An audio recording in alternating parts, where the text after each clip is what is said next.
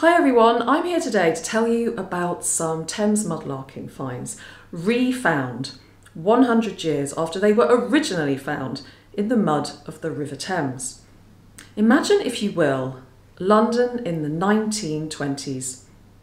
A young man called Adrian Beare, born in 1912 to Lenny and Dolly Beare, goes down onto the Thames foreshore at low tide, and he's captivated by the objects that he sees at his feet as he walks along. So he starts to pick them up and collect them. Pieces of clay pipe stem, bits of pottery, fragments of bone, animal teeth, the types of things that we still see today when we go down onto the Thames foreshore. He's also particularly drawn to stones that look like prehistoric tools and worked flints, and he picks them up, marvelling at them, thinking that he might be the first person to touch them for thousands of years. Each time he goes down to the river, he carefully takes these treasures back home with him and puts them in a large box. One day he closes that box for the last time, but it's passed down the generations and kept in his family, where it remains to this day. Recently, I went to meet Adrian's family, but first of all, I went to the Brooklands Air Museum in Surrey to find out more about Adrian himself.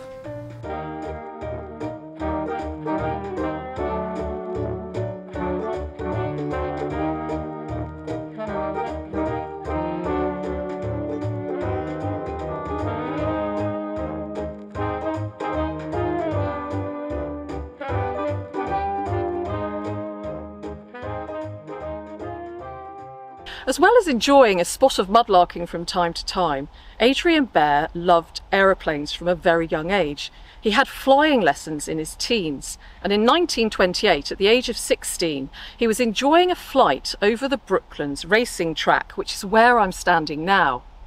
He was with one other person, a pilot, George Legg, in a three-seater plane. Now, unfortunately, the plane had to make an emergency landing. The pilot, George, suffered from cracked ribs and shock, and Adrian himself fractured his left leg and broke his right leg.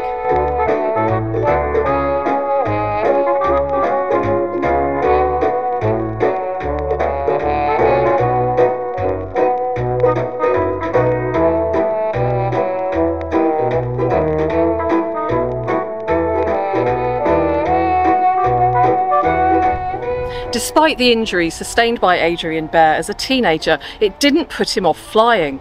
Behind me in this hangar here is one of only 2 remaining Wellington bombers in the world. Let's go inside and find out the next part of the story.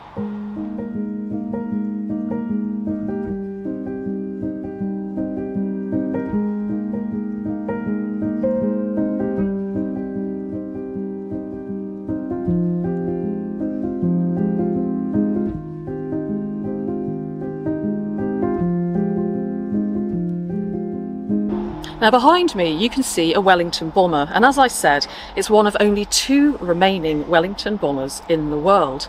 This one ditched into Loch Ness in Scotland on New Year's Eve in 1940. It was then rediscovered by Americans who were searching for the Loch Ness monster.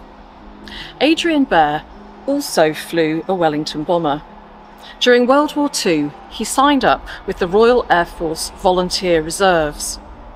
In the early hours of 7th of July 1943, the Wellington that he was on stalled, according to witnesses, and then crashed, killing all 6 servicemen aboard. Adrian left behind his wife Sheila and their 2 young sons, Jeremy and Tony.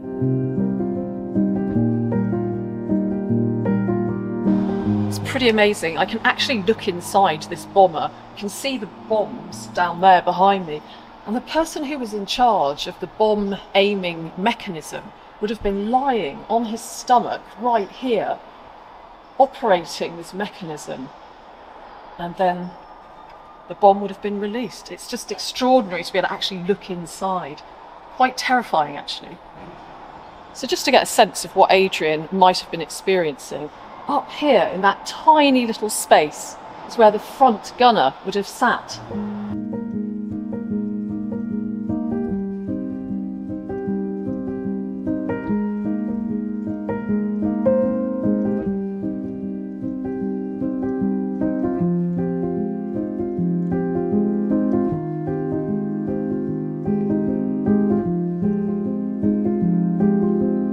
And this here is the rear gun turret where another one of the crew sat, equally tiny.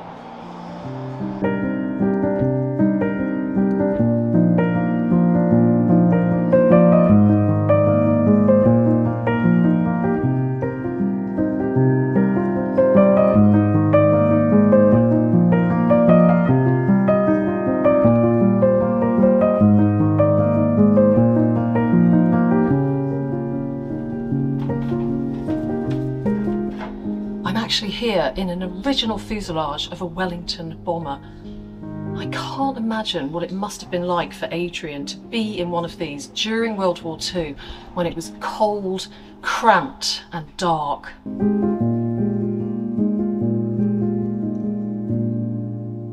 Adrian Beare was only in his early 30s when he died, a life cut short, tragically too young.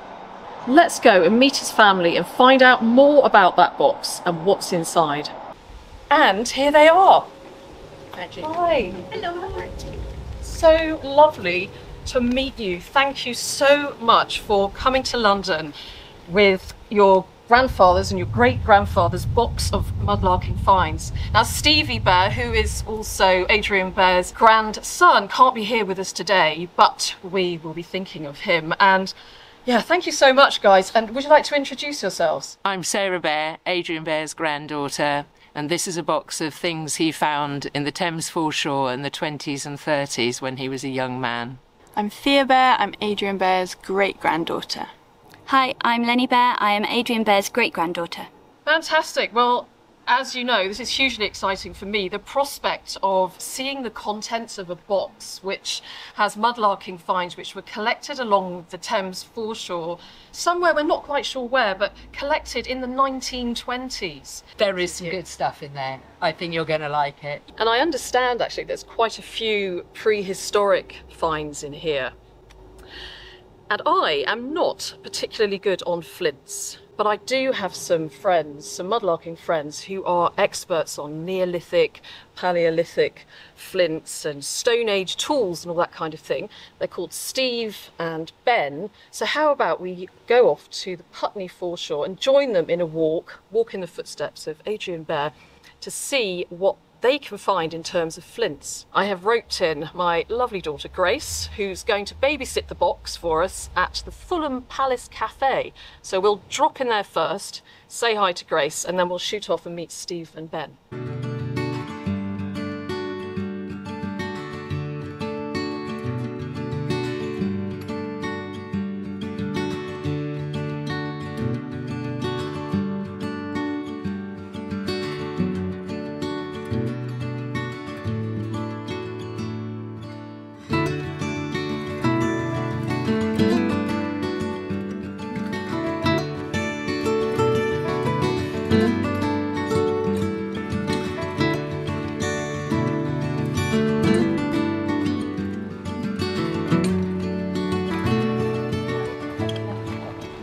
Brilliant. Thanks, Grace. See you later, okay?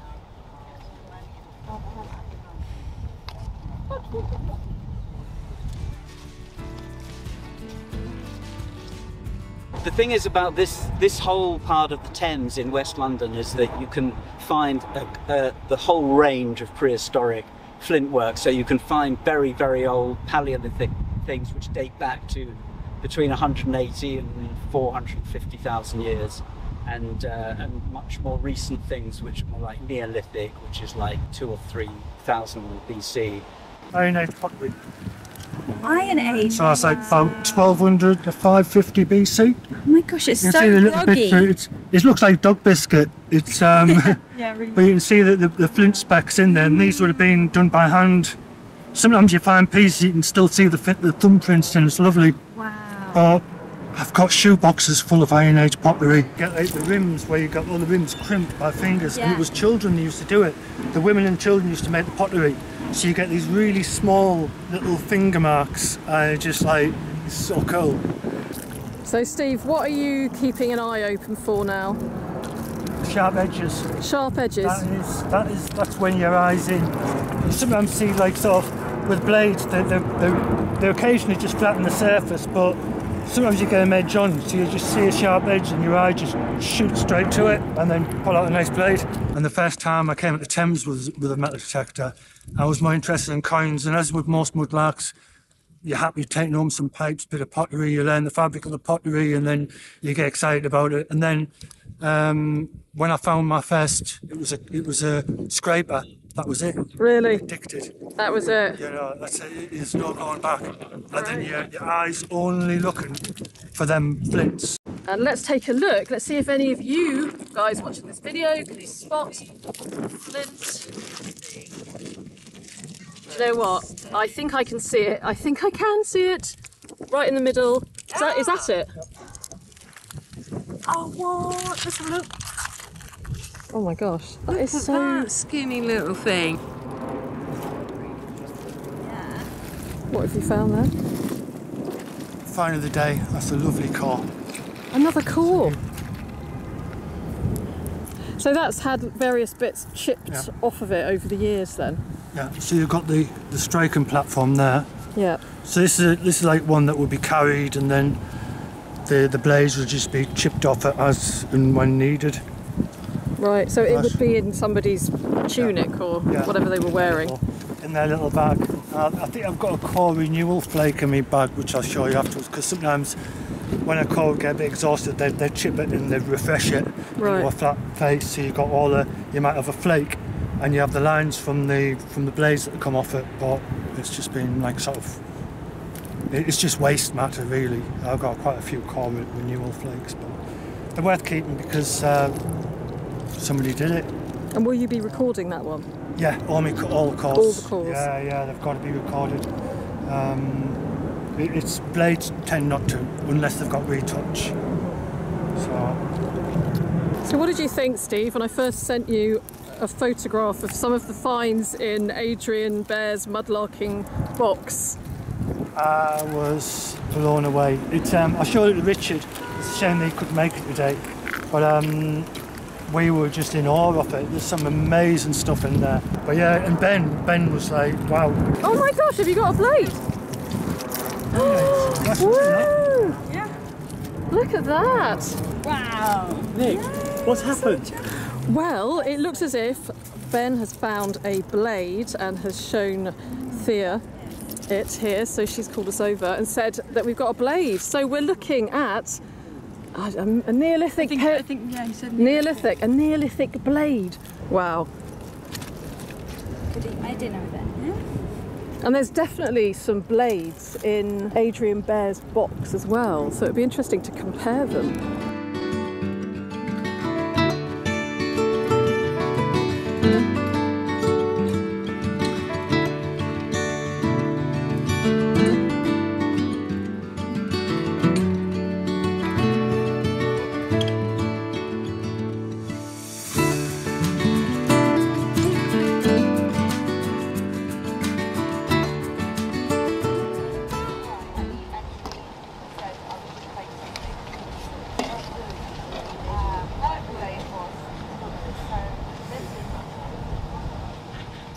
Right, we are back from our flint searching adventure, and here we are with Fulham Palace Cafe in the background, where we've had a really nice refreshing cup of tea, haven't we? So we're feeling now ready to open this box, which is sitting here looking so wonderfully mysterious. And I've noticed some writing on the side here. Can you just explain what it says? This is my dad's writing. It says, Daddy's Bones Collection, Adrian Beare, and then I think the dates are 1912 to 43, which were his life dates. In his teens, mostly from dredgings. And then I can't really read that. Something Thames, Neolithic, Paleolithic, Neolithic. Stone.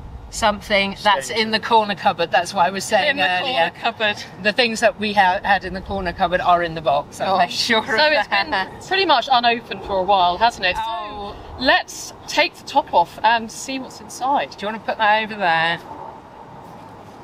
So we did go into this years ago, my brother and I, as you know, because he sent you the photographs, and at that point we decided it would be good to wrap things up rather than just chuck them all back in there. As you can imagine, it took a long time to rummage through the box. Everything was carefully wrapped in tissue paper and put in envelopes. So to start with, before we get to some key finds, I'm going to put some photographs up on the screen and show you what we discovered. It's really interesting to see what caught Adrian's eye and which objects he chose to pick up.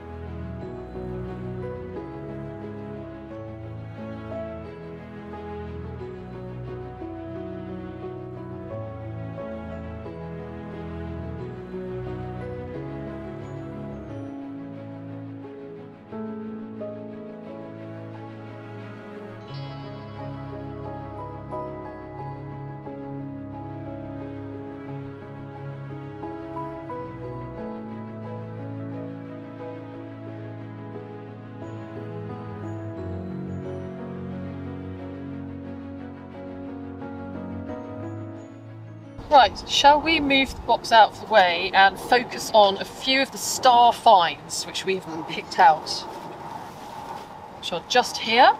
There's 1, 2, 3, 4, 5, 6, 7, 8 fabulous finds which we're just going to go through again, if you don't mind. Cool. So are there any in particular that you want to start with? We don't know anything much about this piece. That's a bit of human skull. So you see the sutures here? That is the orbital. Oh! So that's the, that's the eye there going down to the nose. So, yeah, that's got some good age to it. You can... So we could take that along to the Museum of London as well, and they could confirm that it's pretty ancient. They'd be interested. I found a fair amount of human bones. Or maybe I found some teeth, and with teeth, they can find a lot out about a person from the teeth. Right. But they can age a skull, and that's got some real age to it. So, and the chap was quite. His head was quite big. If you look at the size of it. Yeah.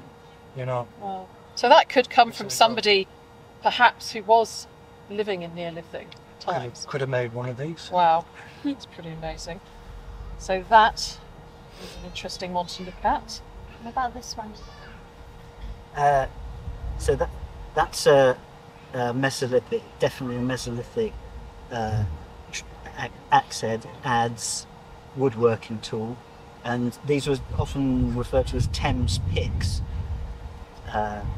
Sometimes still are, and that's the cutting edge. And they would resharpen it by taking a flake off like that. So they would keep working down. Whenever it was blunt, they would just take another one off, and that's where the trunchet part of the name comes from. So that's Mesolithic. As in tranchet, as in like tranche, the French for slicing. Exactly. Oh, exactly. okay. Yeah, tranchet. That's a classic shape.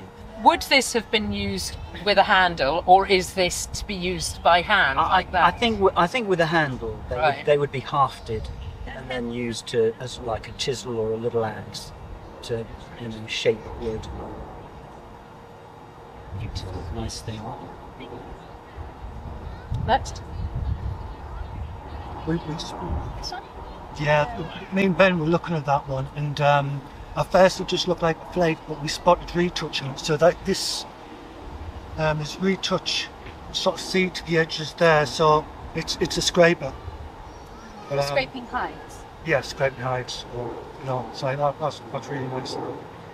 But yeah, it's with a foreshore, you pick flakes up, and you might take a moment to see the retouch, and it goes from just a flake to being a tool. So sort of things that life, so to speak. So all these little chips here are where they've gone. Yeah. And did you say they did that with antler? Yeah, they'd have like pieces of antler, and they just tap it. They use it to take the chips off. Yeah. An antler's hard enough Oh yeah. Yeah, that they call that as the antlers and wood. They call soft hammers. And hard hammers are like other pieces of flint. And in very early flint artifacts, they just used hard hammers, so the things looked a bit kind of crude. And later on, they started using softer hammers, and that takes off smaller and more precise flint. So this would be a soft hammer. Yeah. This is like is this a man-made hole? Yeah, that is. Yeah, that's an antler. That would be called an antler pig. So that's that would have been, again, have a stick through it, and that would be used to, like this, used to pick something or other. As a kind of hammer. Yeah, that's a good thing. This? Gorgeous blade. Yeah, that's a lovely blade that's been struck off a flint core, and that's been had some little flakes taken off the end to make it into a working tool. So that's a scraper, we call that an end scraper. It's right in colour, and that's probably near. So you'd have like a cutting edge and a scraping edge as well. So it's like a multi-tool, if you will. Would they always be like attached? Like would this one have been attached to a piece of wood? I'm not 100% sure of that. But when I saw it in the pictures, I thought it was the same kind of type as this, but it looks slightly different. I mean, I thought it was another Mesolithic adze type tool because it's a bit long for an axe. It's not quite the right shape. It's probably just a more fine type of one of these. Yep. And I guess it would have been hafted as well. Yeah. So that would be, again, the business end of that, because you couldn't really do much with that. So that would probably be, hafted in something, and then that would be the working end, yeah. And then this, so would that be the working end of this, or would they also use this? I think they just have used. I think that's the sharp end. Okay. Yeah, that's the cutting end. That one's beautifully worked. Yeah, it's lovely. So a lot of efforts went into that. Really nice. Yeah. Very, very nice artifact. This one, which I'm always drawn to, because it's so polished almost. It's a really tactile thing, isn't it? And beautiful mace head. Somebody's spent a long time making that, haven't they? Long time. I mean, dozens and dozens of hours to drill that hole with, prehistoric methods would have just taken hours and hours and hours. And then this is all polished. So that's been chipped first to make the shape, and then it's all been polished out, which again takes hours and hours and hours. So there's a lot of work that's put into that. It's a very beautiful and rare thing. So what would you say to Adrian Beare if he was here today about his box of finds? Say thanks very much, Adrian. You did really well there. You found some amazing things, and feel very honoured to have been able to see them and touch them. That's lovely. Thanks, Grandpa. Yeah. Yeah. Well, it's been so exciting to share them with, well, not only Ben and Steve, but with all my viewers too. So thank you so much. It'd be nice seeing these on the Portable Antiquity Scheme, because Absolutely. that's where they'll be heading now, and that they'll give quite a bit of detail. Much more On than we can do. The more Portable Antiquity Antiquity set. Scheme. When you record up your finds, the editing of the set. Okay. So if you take them to the Museum of London, and they'll put them up there, and it just immortalises them. And they may well say things that are completely different from the things that we've said as well. But, So they register and record them, and then they give them back to you to keep, but they put them on the database, and then it sort of builds up a picture of what was going on, where, and it's just great because then people can also go and compare them with flints that they may have found. Exactly. So it's a fantastic legacy, really. It really is, yeah. It's lovely. Thank you. Thank you so much. Thank you. Enjoyed it. Yeah, it's Fantastic. great. It's been a privilege.